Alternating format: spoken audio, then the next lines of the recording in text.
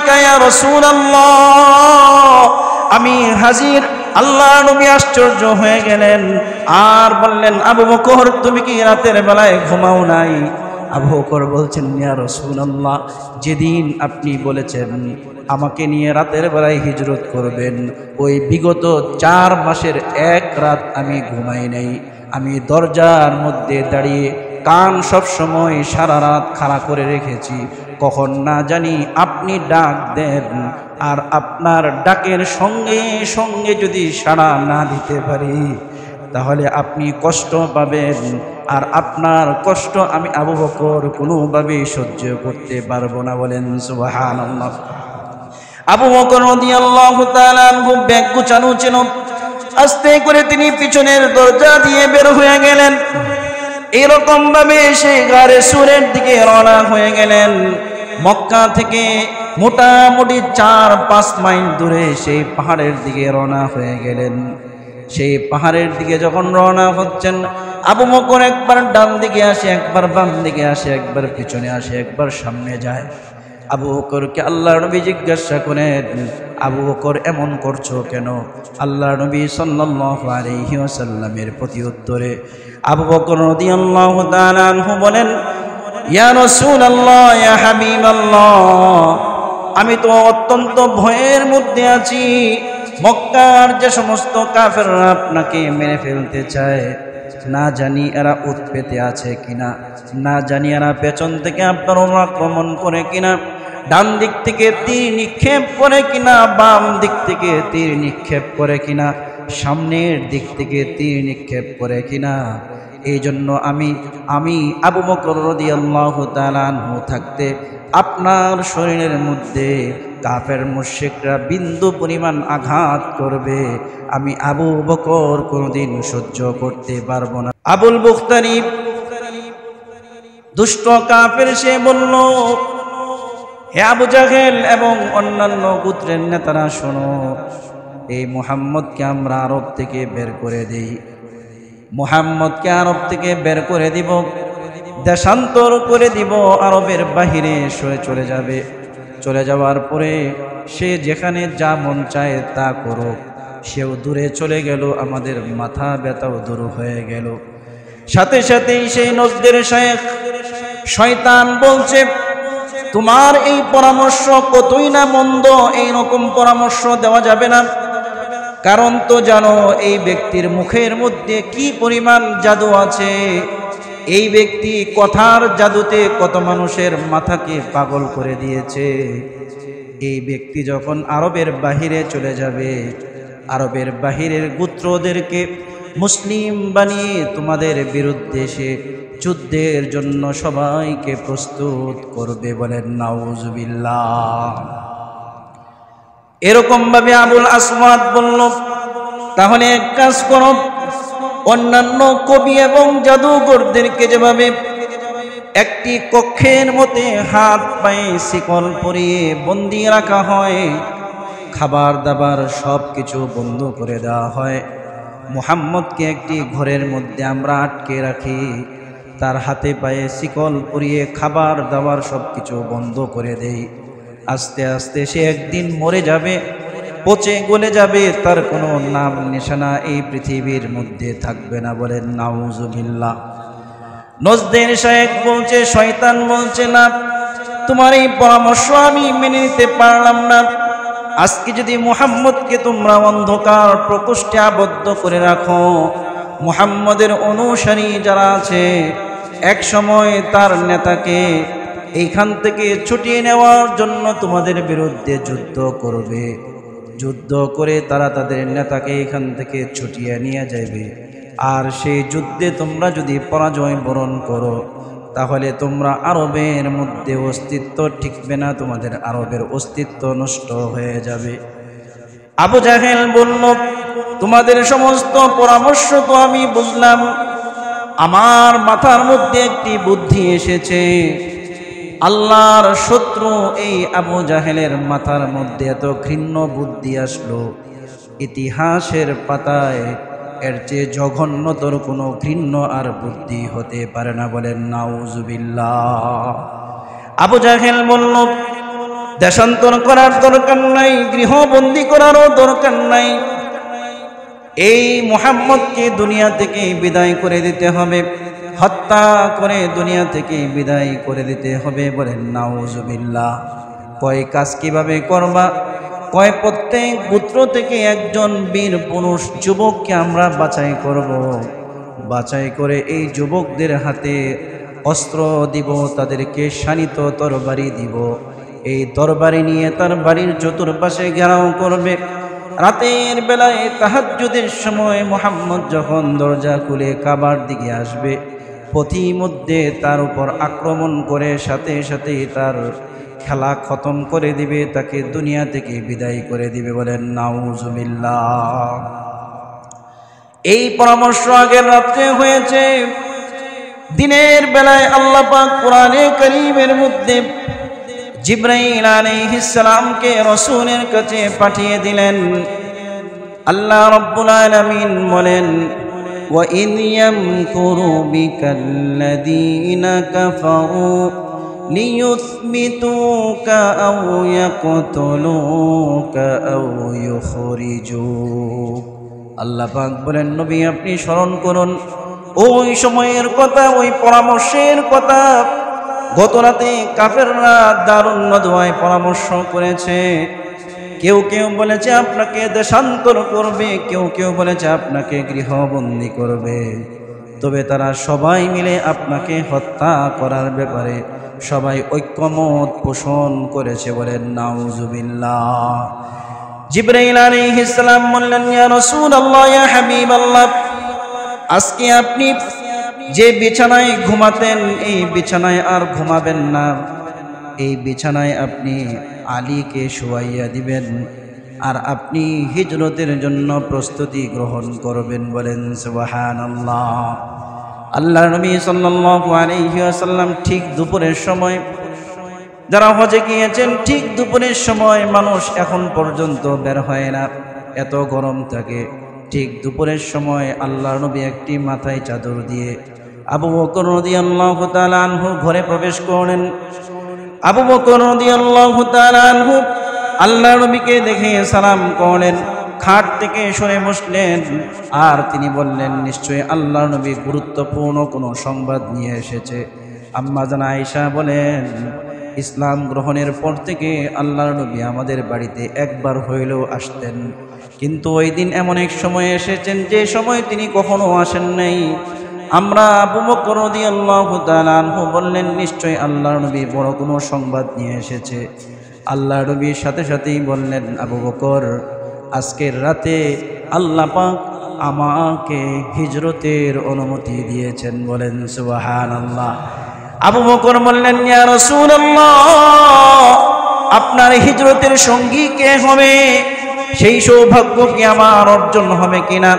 আল্লাহ নবী বলেন, হ্যাঁ আবু বকর, তুমি তো আমার হিজরতের একমাত্র সঙ্গী হবে। বলেন সুবহানাল্লাহ। আম্মা জান আয়েশা বলেন, আমি আমার বাবাকে এত পরিমাণে কান্না করতে দেখেছি, কাফের মুশরিকরা অত্যাচার করেছে, এত কান্না করে নাই। মানুষ যে খুশিতে এত বেশি কান্না করতে পারে আমি আমার বাবাকে না দেখলে কোনোদিন বুঝতে পারতাম না। আমি দেখলাম আমার বাবা এই সংবাদ শোনার পরে আল্লাহর নবীর সামনে খুশিতে হাউ মাউ করে কেঁদে দিয়েছে। সুবহানাল্লাহ। নবী করিম সাল্লাল্লাহু আলাইহি ওয়াসাল্লাম চলে আসলেন। রাত্র যখন গভীর হলো, চতুর্দিক থেকে কাফেররা শানিত তরবার নিয়ে চতুর্দিক থেকে আল্লাহর নবীর ঘেরাও করে দিল। ঘরকে চতুর্পাশ থেকে যখন ঘেরাও করলো, আল্লাহর নবী আলীকে বললেন, আলী, তুমি আমার সবুজ হাজরা মাউতের যে চাদরটা আছে এই চাদরটা পরে তুমি আমার বিছানায় শুয়ে থাকো। আর এই যে দেখো আমানতগুলো আছে, এই আমানতগুলো 3 দিনের ভিতরে তুমি সমস্ত আমানতগুলো পৌঁছিয়ে দিয়ে তুমি আমার সাথে অমুক এলাকায় তুমি হিজরত করে মিলিত হবে। বলেন সুবহানাল্লাহ। আলী রাদিয়াল্লাহু তাআলা আনহু বললেন, ইয়া রাসূলুল্লাহ, ইয়া হাবিবাল্লাহ, আপনার হাজরা মউতের এই সবুজ চাদর পরে শুয়ে থাকতে আমার কোনো ভয় নাই, আমার কোনো ভয় নাই। আমার জীবনের বিনিময়ে ইয়া রাসূলুল্লাহ, আপনার জীবন যদি নিরাপদ থাকে, আপনি যদি নিরাপদে মক্কায় পৌঁছতে পারেন, আর আমার জীবন যদি চলে যায়, আপনাকে সংরক্ষণের জন্য, আপনাকে হেফাজত করার জন্য আমার জীবন যদি চলে যায়, তাহলে আমি নিজেকে সৌভাগ্যবান মনে করব। বলেন সুবহানাল্লাহ। আলী রাদিয়াল্লাহু তাআলা আনহু শুয়ে পড়লেন। আল্লাহর নবী দরজা খুললেন, সাথে সাথে জিবরাইল এসে বললেন, ইয়া রাসূলুল্লাহ, আপনি সূরা ইয়াসিন পাঠ করুন। আল্লাহর নবী সূরা ইয়াসিন পাঠ করতেছিলেন। যখন এই আয়াত পর্যন্ত আসলেন, সবাই আমার সঙ্গে পড়ুন। ওয়াজআলনা মিন বাইনি আইদিহিম সাদ্দা ওয়া মিন খালফিহিম সাদ্দা ফাআগশাইনাহুম ফাহুম লা ইউবসিরুন। আল্লাহ পাক বলেন, নবী, আমি আপনার সামনে, আপনার পিছনে, কাফেরদের সামনে পিছনে চতুর্দিক থেকে আমি পর্দা ফেলে দিয়েছি, তারা আপনাকে দেখবে না।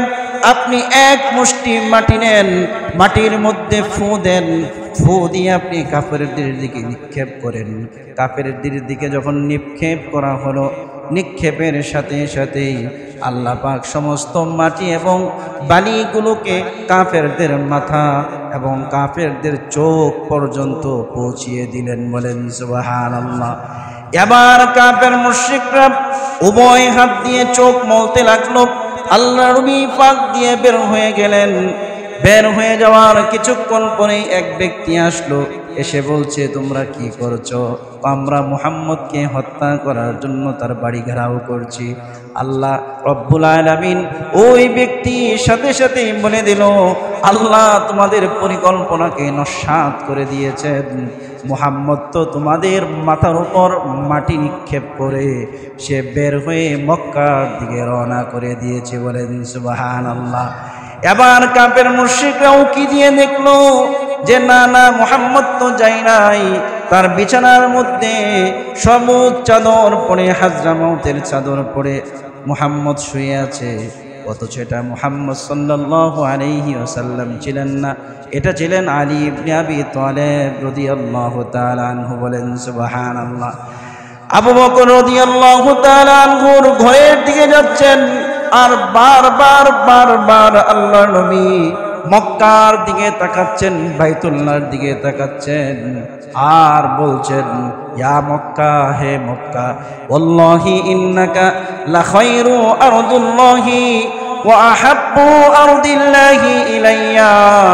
আল্লাহর কসম করে বলছেন, হে মক্কা, গোটা বিশ্বের যত শহর আছে, যত জায়গা আছে, তুমি আল্লাহর কাছে সবচেয়ে প্রিয় এবং শ্রেষ্ঠ জায়গা, আর আমি নবী মুহাম্মদের কাছেও তুমি সর্বশ্রেষ্ঠ জায়গা। বলেন সুবহানাল্লাহ।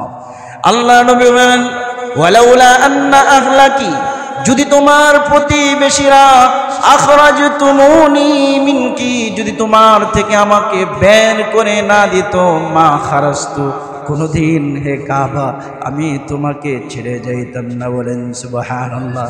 আল্লাহ নবী কান্না করছিলেন, আর আবু বকর গৃহের দিকে যাচ্ছিলেন। সাথে সাথে আল্লাহ পাক জিবরাইলের মাধ্যমে আল্লাহর নবীকে সান্ত্বনা দেওয়ার জন্য সূরাতুল কাসাসের একটি আয়াত নাজিল করে দিলেন। আল্লাহ পাক বলেন, ইন্নাল্লাযী ফারাদা আলাইকাল কুরআনা লারাদ্দুকা ইলা মাআদ।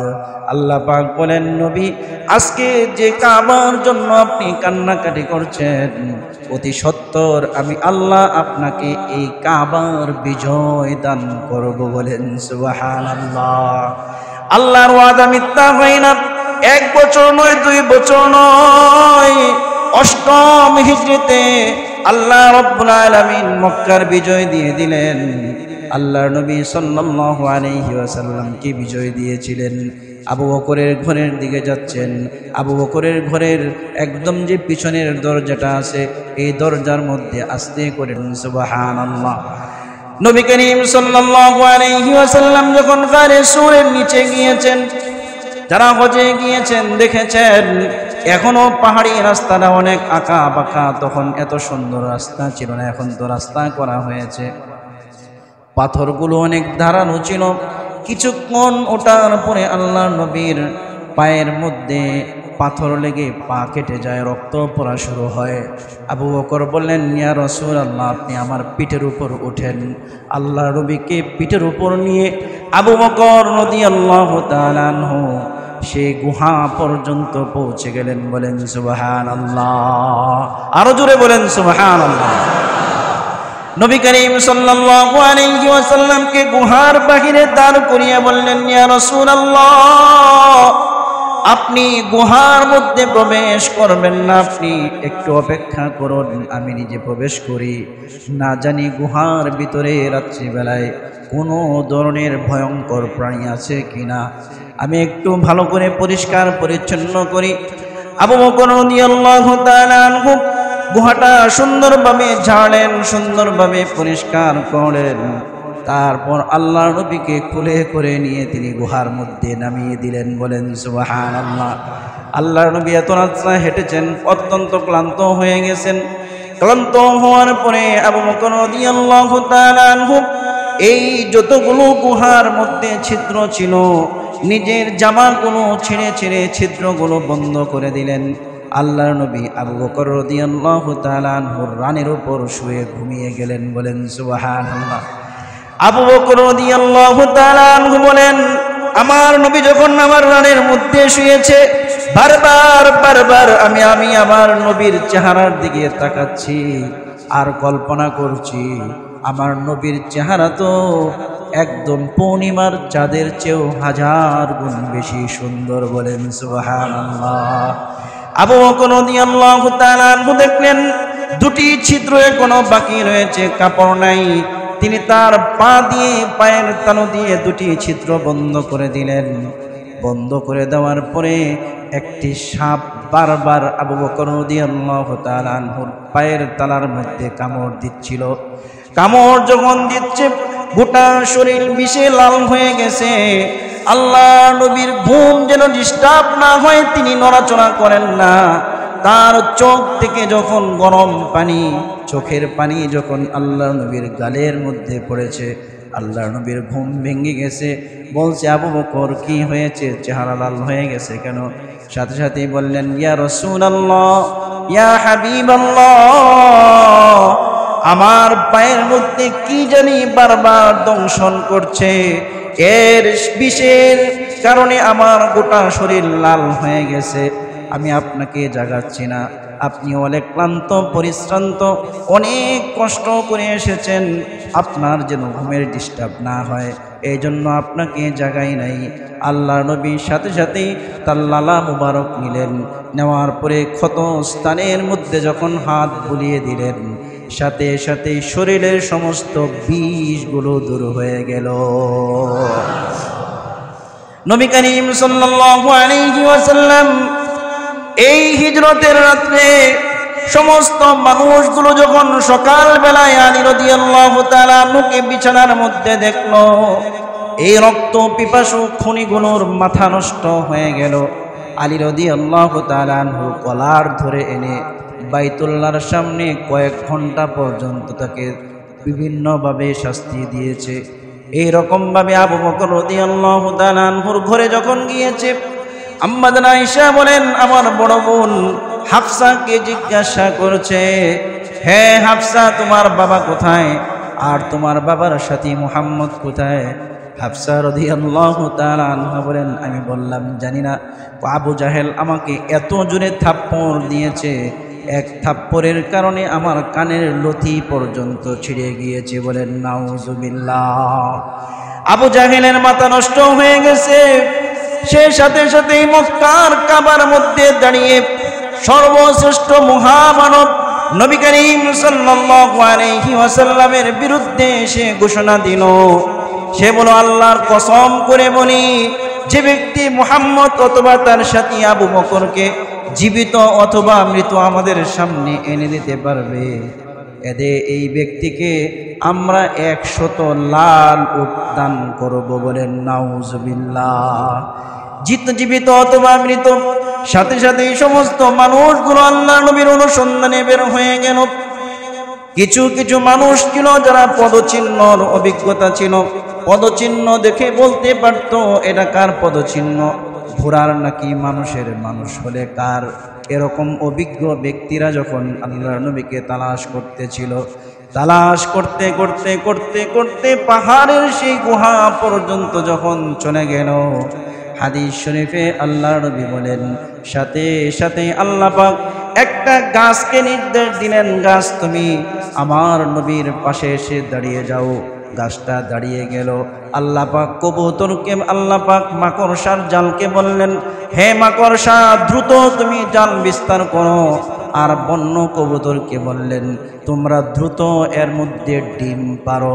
কবুতর সেই মাকড়সার জালের মধ্যে বসে যখন ডিম পারলো, আর ওই পদচিহ্ন ওই সমস্ত ব্যক্তিরা কাফেররা যখন গুহার একদম সন্নিকটে চলে গেছে, মাত্র 30 থেকে 40 ফিট দূরে, তারা যদি নিচের দিকে তাকায় তাহলে আল্লাহ নবীকে দেখতে পারে।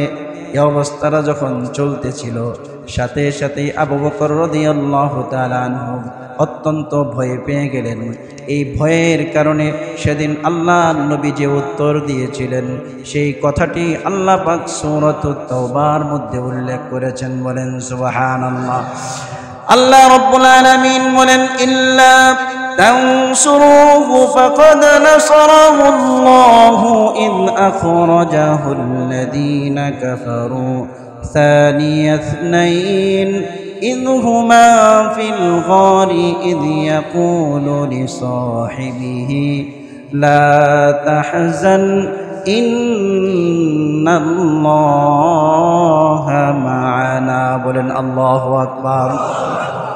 আল্লাহ রাব্বুল আলামিন বলেন, কই যদি তোমরা নবীকে সাহায্য না করো, তোমরা আল্লাহ পাকের যদি তোমরা আল্লাহর নবীকে তোমরা সাহায্য না করো, আল্লাহ পাক নিজেই তার নবীকে সাহায্য করেছেন। কয় কোন দিন? কয় যেদিন কাফেররা আল্লাহর নবীকে বের করে দিয়েছেন। গারে সুরের মধ্যে দুইজনের মধ্যে দ্বিতীয় জন ছিলেন নবী। তারা উভয়ে যখন গারে সুরের মধ্যে ছিলেন, তখন নবী তার সাথীকে বলছেন, তুমি আল্লাহর রহমতে কোনো ভয় পেও না, কারণ আমাদের সাথে আল্লাহ রাব্বুল আলামিন রয়েছেন। বলেন সুবহানাল্লাহ।